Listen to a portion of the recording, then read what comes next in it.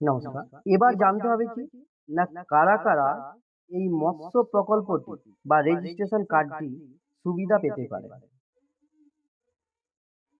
সেই ব্যক্তিগুলো কে কে থাকবে? না আমি মাছ চাষ করি অর্থাৎ আমি এই কার্ডের সুবিধা পাবো। খুচরো মাছ বিক্রি করি আমিও পাবো। পাইকারি মাছ বিক্রি করি আমিও পাবো। বা যেখানে মাছ তৈরি করা হয় প্রক্রিয়াকরণ যেটা বলা হয় মৎস্য প্রক্রিয়াকরণ ওনারাও পাবেন। বা নৌকা ট্রলার এই মালিক নিযুক্ত কর্মী যেসব মাছ ধরা বা খামারে কর্মরত সেই সব ব্যক্তি ওনারাও এই মৎস্যজীবী কার্ড করতে পারেন।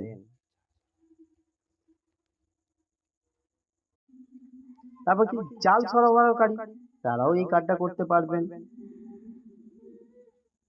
মৎস্য বা কাংড়া শিকারী ওনারাও পারবেন এই কার্ড করার জন্য। মৎস্য বীজ উৎপাদন কেন্দ্রের মালিক উনিও পারবেন এই কাজ করার জন্য। বা ওই মৎস্য বীজ উৎপন্ন কেন্দ্রের মালিক ও কর্মচারী উভয়ই করতে পারবেন এই কার্ডটার জন্য।